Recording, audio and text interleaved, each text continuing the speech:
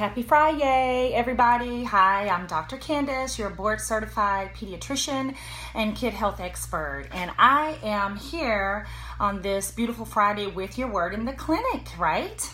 Are you ready? So first I want to say I'm super hyped, amped today because I'm doing something really, college-y. I feel like I'm a college student again. I'm going to say it really quickly. I saw everybody on social media, on the news, bragging and showing their pictures to the On the Run tour, and I missed it here in Orlando on Wednesday. So I said, hey, let me get my bestie, cleared it with hubby, and we're driving after work down to Miami, and we're going to the concert tonight. So I'm really, feeling a little young right now. And I'm excited. I can't wait to see it. So that's all I'm going to share about that. Wish us luck, and hopefully it's worth it, okay? The drive and the money, because those tickets are expensive. So anyway, today the word in the clinic is food additives. And I want to give you the ones you need to try and avoid. I don't want to stress anybody out. I'm not trying to scare you to death, but just trying to be more mindful and avoid them and how to do that, okay? And I'm going to tell you why. So food additives, and the American Academy of Pediatrics last month authored a policy statement. And this is something that people have always speculated. Our kids are bigger and starting their menstruals early, and all these things are happening to kids because of the steroids in the chicken and because of this and that in our foods. And so this is something that people have talked about for quite some time, but the American Academy of Pediatrics last month did author a policy statement that talked about, specifically for kids, because that's what I'm about, the kids being happy and healthy, those food additives that are posing health risk to our children, okay? And you guys know I talk about childhood obesity. There's an obesity epidemic with adults and especially with children. I have a podcast about it, my very first episode. I've written blogs about the family health plan to combat obesity. And a lot of what we all hear is always about diet and exercise, what goes in and what we burn off. But we also know that old adage, you are what you eat. What you eat matters too. And some of that also may be getting to what's in the food that's extra, okay? So when we talk about food additives, just to let you know, there are some over 10,000 different food additives, like flavorings and preservatives and coloring and all of these things, dyes and stuff that are being added to our food. Some are directly added to preserve the food, keep them longer on the shelf for proper flavoring. Some are indirectly getting into the food just through the processing or manufacturing process, okay? So some are put in, we know about, the company knows, and then some just get in there, just going through those belts and in the factory and all of that stuff. So there are over 1,000 of these chemicals that the FDA says are generally safe for use. And some of those studies have shown are harmful to our health, especially the kids. Why especially the kids? Because kids consume this stuff that I'm going to talk about a lot, and for their body weight, the amount they consume for their body weight has more effect on their body, okay? So we really, really, really need to watch we tend to be relaxed with what our kids eat. Oh, they're young, they're healthy, do what you want to do. But now we have a reason why we should really be careful with watching what they eat, okay? So let's move into the information. Here we go. It's a lot of information, so I have some notes. All right, so I'm going to give you the 5. Like I said, there's over 1,000 that are generally safe to use. There are over 10,000 additives in foods. But there are 5 that studies have shown to be very concerning to the health of our children. Okay, I'm going to give you those 5. Bisphenols. A lot of people know about that. You start seeing this craze of BPA free, right? So those have BPA or bisphenols have been banned in baby bottles and sippy cups and things like that because we're worried more about the kids, right? But they are hardened plastic containers, plastic, and also lined metal cans. So you can eaters, vegetable can eaters, eating out of cans all the time, the noodles and the pastas and stuff, you have to be careful with that. So they have been shown to act like estrogens in the body and potentially change the timing of puberty, decrease fertility, increase body fat, and affect the nervous and immune system. So watch out for that. We're going to give you tips later. 2, phthalates, which makes plastic and vinyl tubes made in plastics and vinyl tubes, and to make them flexible, right? So they function better. They may affect the male genital development, increase childhood obesity, and contribute to cardiovascular disease, okay? They have also been banned in childcare products such as teething rings. Perfluoroalkyl chemicals, or PFCs, are used in grease-proof paper and cardboard food packaging. Okay, may reduce immunity, birth weight, and fertility. Okay, it affects the thyroid system potentially, metabolism, digestion, muscle control, brain development, and even bone strength. Okay, so osteoporosis. Perchlorates, they are added to some dry food packaging to control the static electricity. Has been shown to disrupt thyroid function, early life, brain development, that's young growing children, and growth. The last two, artificial food colors, which are common in kid products because the color attracts them, may be associated with worsened ADHD symptoms, okay? There are some studies that show a significant number of children who cut out these synthetic coloring, from their diets have a decrease or improvement in their ADHD symptoms. The last one is nitrates or nitrites. They are used to preserve foods and enhance their color. Those are in cured and processed meats, okay?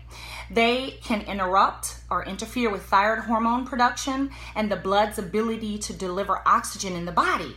So nitrites and nitrates also have been linked, and this is a big one that you probably have heard of, linked to gastrointestinal and nervous system cancers, okay? So when you're eating a lot of bacon and hot dogs, and let's bring it on home, and bologna and all of that stuff, that's a problem, okay? And wonder why we have this surgence of colon cancers. All right, so those are the ones you should be looking out for, so you guys can look more into that. Now I want to give you the tips on how to avoid them. Again, I don't want anybody to be super scared, because it just doesn't help to be stressed about this and create a lot of discomfort at home with buying foods. But I recommend reading labels and know what you're eating. Read that label. Like I say all the time, if those ingredients, the ingredients list is a paragraph long, that's a lot of additives. You want it just to say apples, water, or chicken and broth. You want it to have 2 or 3 things that's just the foods you want to eat, not all that extra stuff. And then you're cool, right? Maybe,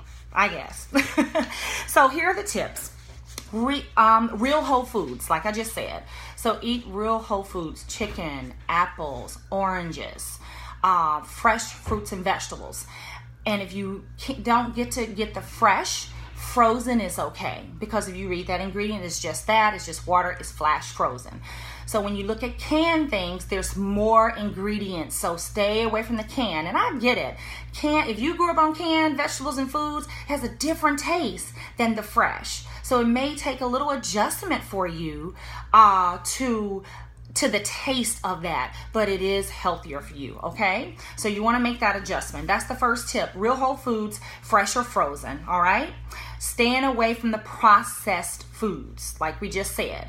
And if you just have to have some bacon or hot dog or something like that, maybe try to get organic, maybe try to get nitrite or nitrate free, uncured, okay? That's the processing that adds all the stuff or has the dangerous additives. The second tip is watching out for, we just said a lot of plastics and things of that nature, watching out with microwaving and dishwashing your plastics, okay?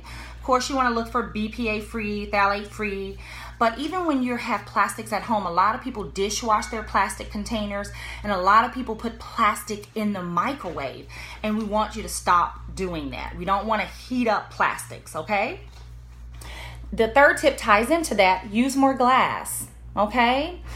I get it, but we need to get back to that, okay? So glass containers, glass bowls, glass cups, those things go in the microwave fine, or stainless steel, that won't go in the microwave, but that can heat up, okay, or be in the microwave as well as the glass. So go to using those types of containers, and if you need to microwave or dishwash those are fine. The fourth tip, I have a bottle here. anything that's recyclable, any plastic that's recyclable, this is lotion, it's not something you're going to eat, but if it was something that you were going to eat in this, you look on the bottom of this, there's a triangle and it has arrows running around the triangle. That's your recycling code, your recycling indicator. And it has a number usually inside there, and that is the recycling code. You want to stay away from buying things. This is where it gets really picky, but just try. 3, which is for phthalates, 6, which is for styrene, and 7, which is for bisphenols, okay? So look for those and say, and pick something else. What you want it to say is being labeled bio-based or greenware, okay? So you want it to be as natural and as organic and as in this natural state as possible, and not as much mix. So stay away from 3, 6, 7, which is phthalates, styrene, and bisphenols, okay? And let's see if we have any more tips there.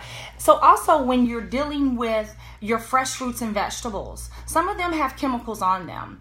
I try to buy organic so they're not as harmful, but if you can't afford that, we still want you to eat fresh fruits and vegetables. So make sure that you wash your hands, you wash those vegetables and fruits very well, especially if they cannot be peeled, okay? Because that gets away, washes away or rinses away those chemicals that we're also concerned about. So I know that was a lot, but I just want us to be more mindful that it's not just about what diet and exercise when we talk about obesity and all of these health problems that are coming up. You know, these things interrupt, like I said, the hormonal axis, your endocrine system, your thyroid function, growth, development, your nervous system, your brain. So you want to watch out for those 5 chemicals I mentioned, and you want to use those tips to limit them.